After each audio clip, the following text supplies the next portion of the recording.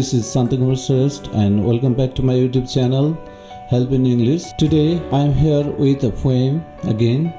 The title of the poem is Who Are You, Little I? This is the poem by E. Cummings. Before I say something about the poem and before I explain about the poem, I would like to request you all to subscribe my channel and hit the bell icon so that it will be easy for me to get you and you will also get the notification whenever I upload next video. Okay, today of course I'm going to talk about the poem Who Are You, Little I? This is a very symbolic poem, and the writer E. Cummings talks about his own childhood, right? And he moves back to his childhood thinking about and he talks about the flashback of his life, of his childhood. Okay, so let's move ahead. Yes, and this is the scene of sun setting, and the speaker, when he was a child, he used to look at the view of sun setting, a very beautiful scene that we find during the sun setting. And then he also used to view and enjoy the nature and natural beauty in the evening, right? And though he is grown up, he now remembers about his childhood. Okay, and then actually he is grown up in the poem. In the first half of the poem he talks about his childhood, and the second portion of the poem is about his adult life. Okay, it's a very short poem, and then but it explains the reality, the actual ground of life. It talks about the actual ground of life. Okay, so let's go ahead. I have written here E. Cummings in small letters, right? This is small letter ma lekhiएको छ. He is fond of writing in this way actually, right? Copy E. Cummings भनेर आफ्नो नाम यसरी small लेटरमै लेख्नुहुन्छ. मैले पनि त्यसरी नै लेखेको छु यहाँ उहाँको name. He doesn't want to write name or any words in capital letters, and we find very strange style of writing poems. उहाँको पोइममा चाहिँ नि अलिकति स्टाइल, अलिकति स्ट्रेन्ज किसिमको कविता हामीले पाउँछौँ होइन, लेखन शैली. यो चाहिँ नि कस्तो छ भने he is supposed to have God poetic license because we find very strange, very unusual writing style होइन. हामीले उहाँको राइटिङ स्टाइलमा अनयुजुअल टाइपको पाउँछौँ. No punctuation is followed. Okay, capital space अनि त्यसपछि गएर अरू रुल्सहरू पनि फलो गरेको पाइँदैन, पङ्क्चुएसन रुलहरू है. त्यही पनि हेर, तर उहाँ चाहिँ के छ त, एकदमै छोटो तरिका, छोटो रूपमा उहाँको कविता छोटो खालको हुन्छ तर भेरी सिम्बोलिक हुन्छ. ओके, अनि मिनिङफुल पनि हुन्छ, एक्चुअल ग्राउन्डमा पनि हुन्छ है. Okay, this is the photograph of the writer. Okay, let's talk about him. E. Cummings, and full form of E. Cummings, Edward Splint Cummings, right? This is his name, and then he was an American poet, painter, essayist, author, and playwright as well. Actually, he served as an ambulance driver in the First World War, right? In France. Actually, he was born on October 14, 1894 in Cambridge, Massachusetts. He died on September 3, 1962 in the Memorial Hospital at North Conway, NH. Okay, he is often regarded as one of the most important American poets of the 20th century. Very remarkable poet, right? He is known for his unusual writing style. Okay, and he is also known for his very unique short poems, very symbolic, very meaningful, right? छोटो कविता एकदम थोरै कुरामा धेरै कुराहरू व्यक्त गर्न सक्ने उहाँको खुबी हो. We have to understand in this way है. उहाँलाई बुझ्नुपर्दा हामीले यसरी बुझ्न सकिन्छ. छोटो शब्दमा, थोरै शब्दमा, छोटो कवितामा धेरैभन्दा धेरै कुराहरू लेख्न सक्ने, व्यक्त गर्न सक्ने सम्पूर्ण कुराहरूलाई जीवनको सम्पूर्ण पाटोहरूलाई समेट्न सक्ने यो किसिमको खुबी हामीले उहाँको कवितामा पाउँछौँ है। Okay, and let's go ahead. Much of his work has idiosyncratic syntax and uses lowercase spelling for poetic expression. He always uses only lowercase. Figurative meaning पनि हुन्छ उहाँको कुनै कुनै कवितामा. Sometimes we need to see the poem figuratively. उहाँको Buffalo bills भन्ने एउटा कविता छ, त्यो कवितालाई हामीले फिगरेटिभली नै हामीले हेर्नुपर्ने हुन्छ. You have to move around the book to know the meaning of the poem sometimes, right? यस्तो फिगर पनि यो कवितामा चाहिँ फिगरलाई पनि उहाँले स्थान दिनुभएको पाइन्छ. त्यसको लागि हामीले किताब चाहिँ घुमाएर कहिले पोएमलाई घुमाएर पनि पढ्नुपर्ने हुन्छ. Okay, and then life is not a paragraph and death I think is no parenthesis.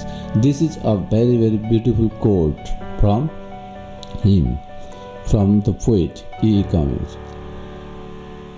मलाई यो एकदमै मनपर्ने कोट हो उहाँको. Life is not a paragraph and death I think is no parenthesis. यो कोटलाई विभिन्न तरिकाले बुझ्न सकिन्छ. Life is not a paragraph, simply a paragraph that is short, that is easy to understand, right? त्यसलाई व्याख्या गर्न सकिने यस्तो किसिमको एङ्गलबाट पनि बुझ्न सकिन्छ भने यहाँ life is not a paragraph भन्नाले लाइफ, हाम्रो लाइफ त्यति सहज छैन. Life is very complex. Life is not short. Whole life cannot be explained in a paragraph. To explain our life it is not easy task, right? We can't explain whole life in a paragraph. उहाँले भन्नु खोज्नु भएको यही हो. And death I think is no parenthesis, means death has meaning itself and death has given meaning to life as well. डेथले गरेर meaning, लाइफको meaning पनि छ. मृत्यु हुन्थेन भने लाइफको त्यति भ्यालु हुन्थेन. लाइफको मिनिङ भएको कारण डेथ हो. यहाँ भनेको छु without death life is nothing होइन. त्यस कारणले यहाँ लाइफ के हो, वाट इज लाइफ भन्ने सिकाएको नै हो. वाट इज लाइफ भन्ने अर्थमा death can be written within the bracket, right?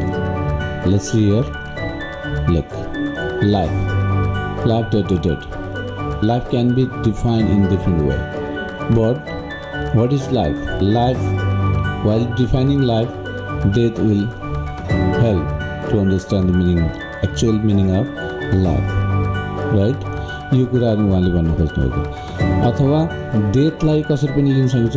डेथलाई we cannot stop death. We cannot control death. I have written death within to what you say brackets, right? 2 brackets, and in this way death cannot be controlled. Death is very stronger. It is not controlled at all. यसलाई चाहिँ control गर्न सकिँदैन. And death is not end. हामीले death आउने बित्तिकै हामीले जीवन सकियो भन्ने हुन्छ. Death is not an end. उहाँले भन्नु खोजेको यही हो. I think death is no parenthesis, mean there is no an end. We cannot close and we cannot say that there is end of life. Even after death there is life. A kind of optimistic view he has explained here, right? Death doesn't end our life. Instead he wants to say new life begins after death. मृत्युले चाहिँ यो लाइफलाई के गरेको, झन् अन्त्य गरेको होइन कि झन् सहजता गराएको. किनकि एडल्ट लाइफ र त्यसपछि गएर ओल्ड एजहरूमा रेस्पोन्सिबिलिटिज बढी हुन्छ, जिम्मेवार बढी हुन्छ होइन, चिन्ता बढी हुन्छ.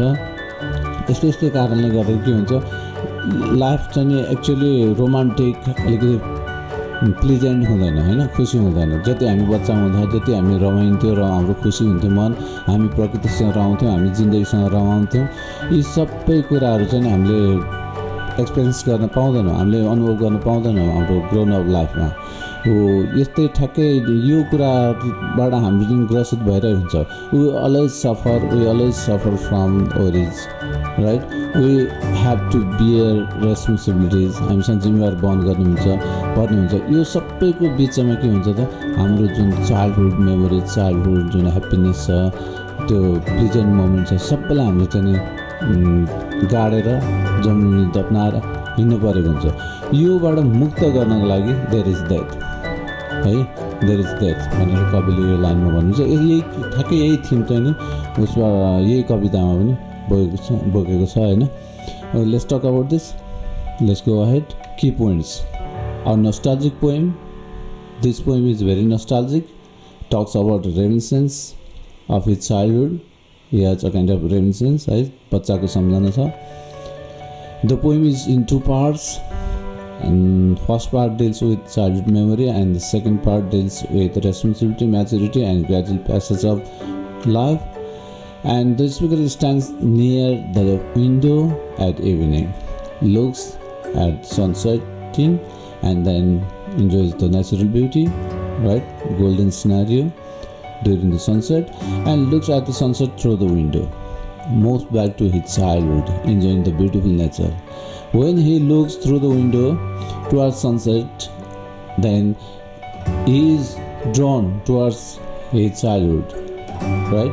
उहाँले चाहिँ बच्चाको सम्झना आउँछ र अनि फेरि उहाँले कुरा गर्नुहुन्छ बच्चाको आफ्नो विगतको बारेमा कसरी उहाँ रमाउनुहुन्थ्यो कसरी उहाँ खुसी हुनुहुन्थ्यो त्यो खुसी अहिले उहाँसँग छैन किन त्यो उहाँको खुसी त्यो बच्चा हुँदाको खुसी अझै पनि छ मनमा छ तर पनि त्यसलाई कसले थिचेको छ त जिम्मेवारीले म्याच्युरिटीले हैन रेस्पोन्सिबिलिटीले अनि यो हुन्छ नि चिन्ताले यसले थिचेको छ same the there is no change in the feelings that he use to have when he was a child उहाँ बच्चा हुँदाखेरि जुन किसिमको फिलिङ छ त्यही फिलिङ अहिले पनि छ तर त्यो फिलिङमाथि अहिले के छ रेस्पोन्सिबिलिटी म्याच्युरिटी ओरिज यिनीहरूले चाहिँ के गरेको छ यस्ता पक्षहरूले जीवनका यस्ता पक्षहरूले थिचिदिएको छ यो कुरा उहाँले बताउन खोज्नु भएको छ face the difference between the child life and adult life यतिखेर उहाँले चाहिँ झ्यालबाट हेरेर त्यो सूर्यास्त डुब्न लागेको सूर्य अनि फेरि सुनौलो आकाश प्रकृतिलाई हेरेर उहाँले चाहिँ फिल गर्नुहुन्छ कि बच्चाको हुँदाखेरि जीवन र अहिलेको जीवन धेरै फरक छ there is difference right and adult life is covered with responsibility and worries adult life भनेको कस्तो छ त very cover with responsibilities and worries चिन्ता जिम्मेवारी म्याच्युरिटी परिपक्वता होइन यसले चाहिँ के गरेको छ ढाकेको छ right okay and let's talk about the poem here let's go through the lines who are you little I He remembers his past, right? And then 5 or 6 years old. He thinks it might be 5 or 6 years old. हैन यो उहाँ चाहिँ नि 5-6 वर्ष यस्तै हुनुहुन्थ्यो होला भन्ने कुरा peering from some high window at the cold of November sunset. उहाँले झ्यालबाट हेरेर के गर्नुहुन्थ्यो यो सुनौलो रङले सजिएको आकाश प्रकृति हैन त्यो घाम डुब्ने बेलाको यो कुरालाई उहाँले हेर्नुहुन्थ्यो and feeling that if they has to become night यहाँ तिमी अलिकति बुझ्नुपर्ने कुरा छ दिन बिहानबाट सुरु हुँदै गएर दिन भएर दिन चाहिँ यसरी रात हुन्छ भने यसरी नै हुन्छ भने this is a beautiful way यो एकदमै सुन्दर हो यो सही तरिका हो भन्छ किनकि बिहान हुन्छ बिहान the morning moment the period morning time it has been compare with child life very very very interesting very very pleasant right and then when it grows then it becomes day दिन हुन्छ दिन अनि फेरि साँझ हुन्छ साँझ यो सबैको म्याच्युरिटी ग्रोन अफ लाइफ हैन अब आस्ते आस्ते कता गयो इभिनिङतिर गयो सनसेटिङ भयो and then life is heading towards death अब मृत्यु आउँदैछ अगाडि अनि मृत्यु पछाडि के हुन्छ लाइफ सकिँदै जान्छ भनेर यो व्यक्त गरे तापनि अब त्यहाँ डेथ आउँछ, मृत्यु आउँछ भने पनि मृत्यु पछाडि फेरि के आउँछ त? There is morning, another day begins, होइन, अर्को दिन सुरु हुन्छ। त्यसरी रात परे पछाडि दिन समाप्त भयो भने अर्को फेरि दिन सुरु हुन्छ भने चाहिँ नि यो मान्छेको जीवन मृत्यु पछाडि फेरि एनदर लाइफ बिगिन्स, राइट? यसले त के गर्यो त, दिनभरिको जुन दिनलाई रात आएर समाप्त गरेर फेरि नयाँ सिर्जना गरिदियो। जस्तै गरेर यहाँ जिन्दगीलाई पनि कसरी छ, मृत्यु आउँछ, मृत्युले फेरि त्यो एक किसिमको चिन्ता, जिम्मेवारी, जुन यो म्याचुरिटी छ, होइन, यो सबैलाई फेरि यो यति किसिमको बर्डन छ, यसलाई चाहिँ नि फेरि अन्त्य गरिदिएर फेरि अर्को लाइफ सुरु गर्नलाई यसरी मृत्यु आएको भन्ने कुरा उहाँले निकै मार्मिक तरिकाले, होइन, एउटा अप्टिमिस्टिक आशावादी को रूपमा आशावादी भएर यो कवितामा जीवनलाई चाहिँ चित्रण गर्नुभएको छ, होइन। मर्निङ, डेज, इभिनिङ, बच्चाको जीवन, अनि ग्रोन अप, अनि त्यसपछि बुढेसकाल, अनि म्याचुरिटी, होइन, यस्तो कुराहरू चाहिँ नि कविले चाहिँ यसरी जीवनलाई कम्पेयर गर्दै, death is not an end, death doesn't end everything in life, death is not an end, death अन्त्य हुँदैन, इन्स्टेड डेथले हामीलाई छुटकारा दिएर यो के भन्छ जीवनलाई अलिकति सहजतातिर लगेको भन्ने कुरो उहाँले व्यक्त गर्नुहुन्छ। ओके, यसरी उहाँले यो छोटो पोइममा जीवनलाई यसरी व्यक्त गर्नुभएको छ। एन्ड बच्चाको जीवन र बुढेसकालको जीवनलाई पनि उहाँले फरक छुट्याएर व्यक्त यहाँ प्रस्तुत गर्नुभएको छ। Okay, let's go to the summary. I have written the summary of this poem in a simple language. Okay, you can understand this when you write in your copy. Okay, and you can pause the video while writing. Video pause karnu and you can write down. Okay, I have presented in different colors so that it will be easy for you to understand. You can stop the video while writing. Okay, at last, once again, I would like to request you all to subscribe my channel for more videos. Okay, and hit the bell icon. Okay, I would like to say once again, thank you everyone for watching this video, and hope you to see in the next video. Bye bye.